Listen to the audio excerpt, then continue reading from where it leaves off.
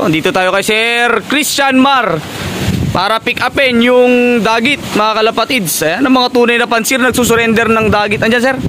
Ay, nandun. Dito sa parting mga breederan. Check natin. Hindi lang isa ang pipick upin natin ngayon, kundi 2 dagit or 3 kung kakayanin. Ayan. May sticker pa, sir, no? Tingnan natin yung ano, sir. Hawakan mo muna. Tingnan natin muna. May wing stamp. Oh, ito. Kasi hindi nga makita kung PHA ba to, kung BBC, kung ano mang club sa buong Pilipinas. Pero may wing stamp, maganda. Tapos yung sing-sing, sir. TTF, sir. TTF. Yung isang sing-sing po.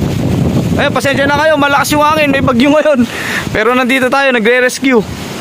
FPR 2023 SDR Old Bird. Naka Old Bird to. Baka nilaban dito sa norte, pumasok dito sa Aurora, patibong to, mga kalapatids. Jackpot na naman. Siyempre, pipilitin natin may balik sa tunay na may-ari to. Maganda pa yung mata, pearl eye, kaso lugon siya. Kaya siguro nahirapan sa umuwi sa pinanggalingan, lugon yung ibon, mga kalapatids. Ilang araw na, sir, nandito to? Pangalawa, sir. Pangalawa? Paano, sir, nadagit? Pangatlo, sir. Lunes to. Lunes. Paano nadagit, sir? Sir, kasama naman na galing pan-race. Derby. Tos pa dati. So nawala rin yung ibon mo, sumabay na itong umuwi. Yun. Ayos. Pare, kunin mo na.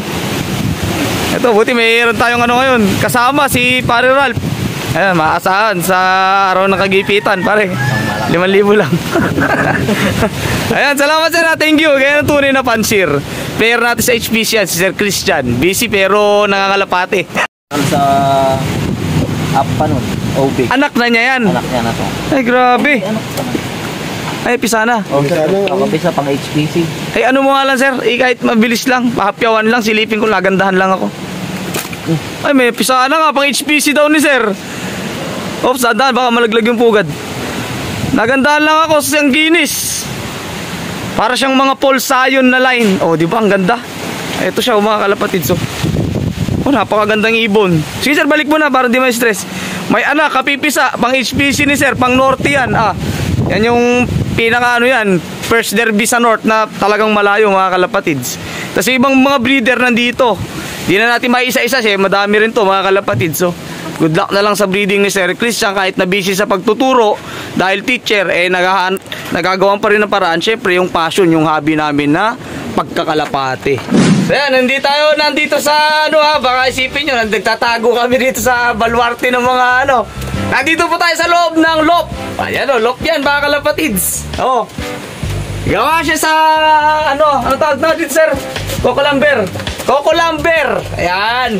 Si Sir Marwin magpapamember sa club ng HPC. So hindi ko alam kung nagbigla lang siya nagchat-chatin. Hindi ko alam kung kanino niya nalaman na meron akong club or kung ako yung may-ari ng club.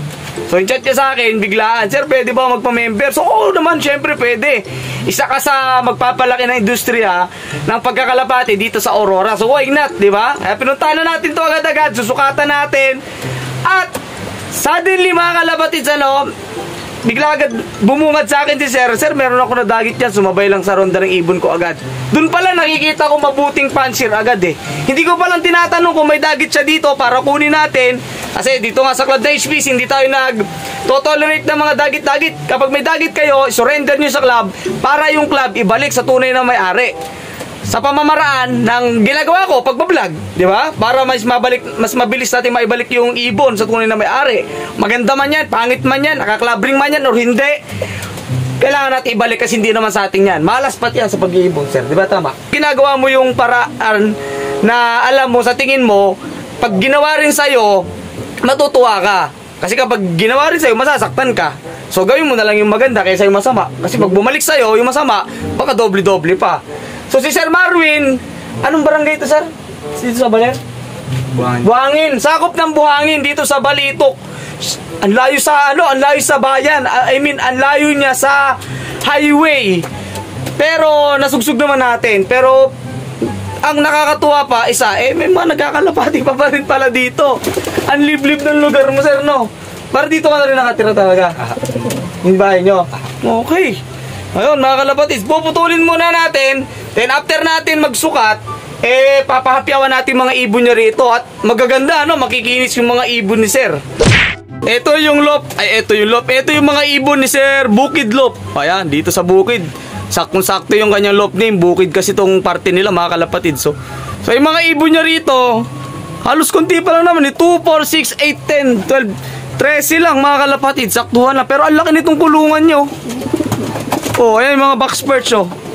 Oh, ang daming box perch, malalaki din, maluluwang. Tapos yung flooring niya, buhangin ng dagat. Kasi katabing dagat to, di ba?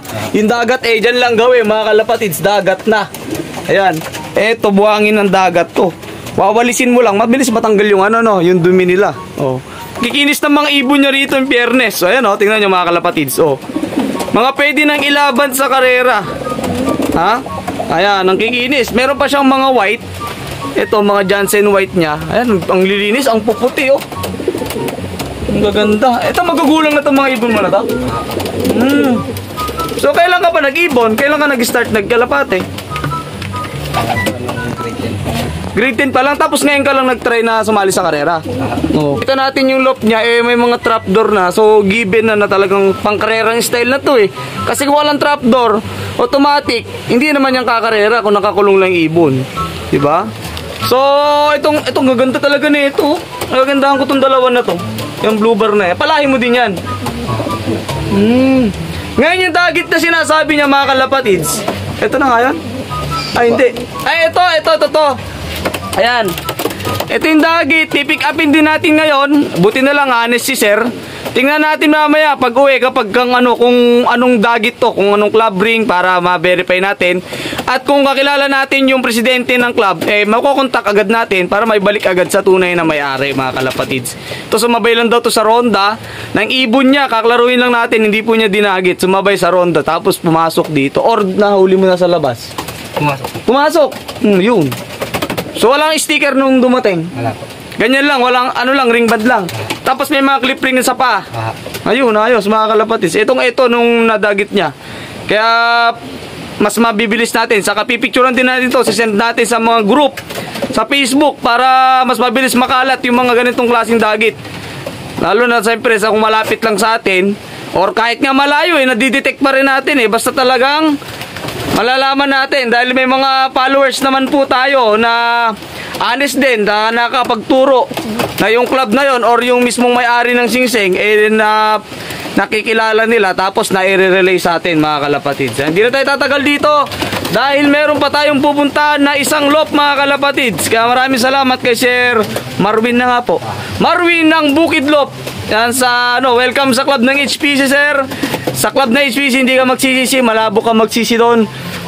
Makakamit mo yung tunay na laro, tunay yung patas talaga na laro. Saka syempre yung gastos, bawing-bawi sa premyo. Yan si HPC, mga kalapatids. Good luck sa magiging lipad ng mga kalapati niya. Hopefully soon dito natin pakawalan yung ibon na magiging first overall champion. Kung hindi man, yung nasa top 10. Tapos umuwi ng malayong karera. Ayan, thank you sir.